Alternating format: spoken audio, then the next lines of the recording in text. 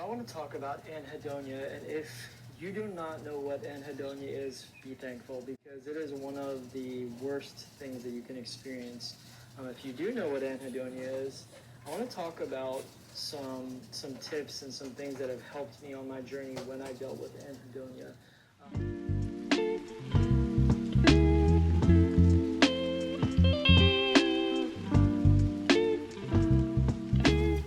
For whatever reason, I've decided to vlog my last week in Texas, and I have nothing planned. Oh gosh, I just woke up. I have nothing planned.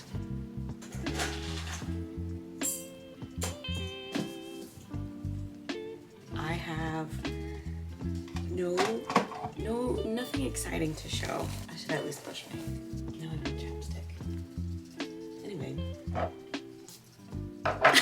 I'm going out to California till the end of the year. It's currently August. I have no job lined up. Oh, that's my cat. She likes to let herself out. I have no itinerary lined up. I'm just going. And she's going. I'm a person who thrives on plans, and I don't have any. I think I'm pushing myself out into the deep end of like, here's a big playground. Go play, go have fun, go see what connections you can make. I feel like this is going to be the best opportunity for me. I have a place to live. I have people I love around me. I'll have a car. The thing that I'm afraid of is allowing my anxiety to ruin the moment for me. I'll get so stuck in a spiral that I will have missed a lot of things around me. And listen, there's nothing wrong with having those moments. I think it's just a human thing to go through. But I know myself, and I know when I will hold on to those agonizing feelings longer than I need to. So yeah, my fear is that I'm just gonna ruin it. And even in that, I think is an OCD thought of like, oh no, I'm about to leave. I hope I don't mess it up. So I'm holding my hand gently through this whole process as I prepare for a 4-month journey. And I want to vlog it all too. Well, not all of it, right? So yeah, big things, no plans. Just winging it. I had a director once who was like, we'll fix it in post. Whatever experiences I have, I'll record it now and I'll fix it in post. I'm gonna get coffee. I have stuff that I could do today. I could clean my room. I could go to the grocery store. I could do a lot of stuff. But for whatever reason, I'm like, I don't know what to do today. And I think it's just because I have the pressure of somebody watching. Making coffee. I'm using my mug from this bachelorette party. Well, this wedding party. Celebrating these two lovelies. Sarah Victoria's bachelorette party. Disney World. That's where we went. I met Sarah Victoria and Derek on the Disney College program. I stayed in Florida for about a year and made some lifelong friends. That was the last time that I went out of town, like for as long as I did. The last time I was out, let me get this started. Okay.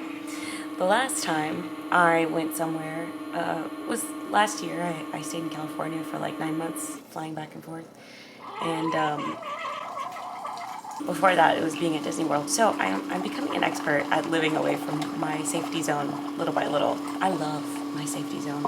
I love my safety zone. It's hard for me to be away from it, but it's important, right? It's important to get out there and grow. I'm excited to see what California brings. Excuse me.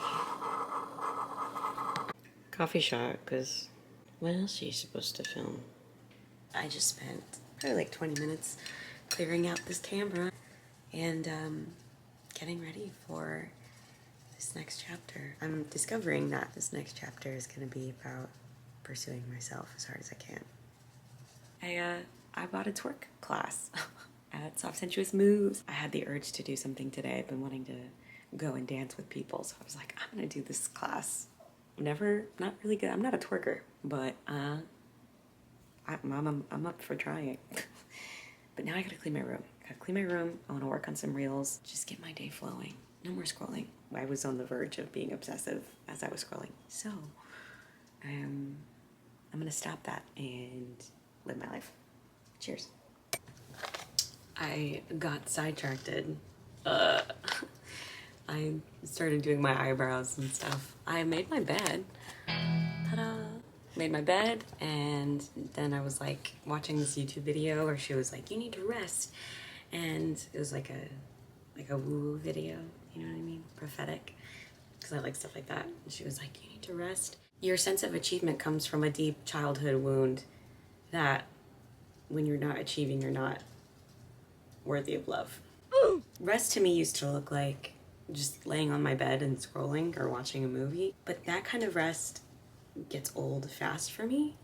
So that's when I started to do my eyebrows, and I feel like they turned out lovely.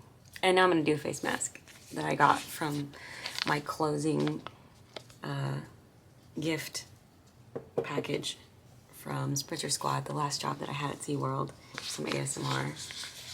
Tie-dye face mask. Tie-dye. This feels nice. It says 20 minutes. I'm gonna relax. I'm gonna rest. All right, I took a shower because it's that time. I also booked a heels class. Booked a heels class for Wednesday. I'm very excited.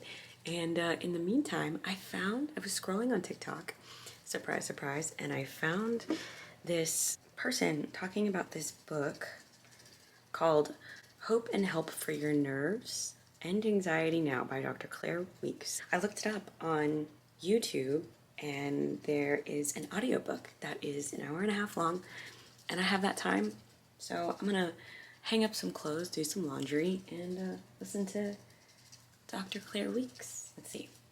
My book is called Self-Help for Your Nerves. Of course, help and encouragement from your doctor make the way so much easier. But if you haven't this, you can still do it alone. I assure you of this.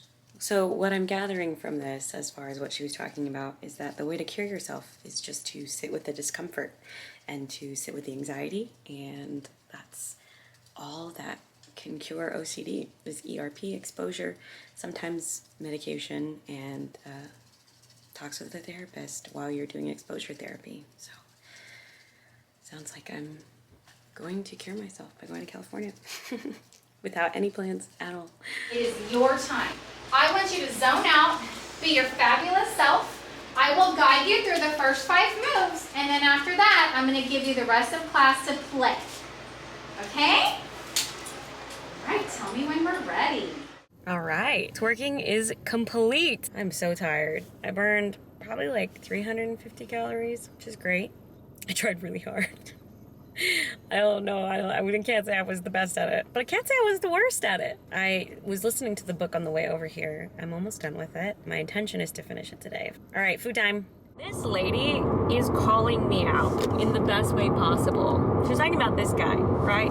In this imaginary situation that doing something with the intention of testing yourself is setting yourself up for failure because you're less inclined to want to succeed when you feel like you're being tested. When you feel like you're watching yourself, you're not going to have fun, and you're not going to, like, you're going to just fold under pressure, basically. So you should just alleviate the testing and just let yourself exist. Like, let yourself do the thing, because then you're going to be more inclined to continue to grow. If you're constantly checking your progress, do the journey without expecting yourself to do it with as little panic as possible. The journey is going to be the same whether you panic or not. And I'm like, oh, I needed to hear that. I needed to hear that. How can we help you today? Do a cantina chicken bowl.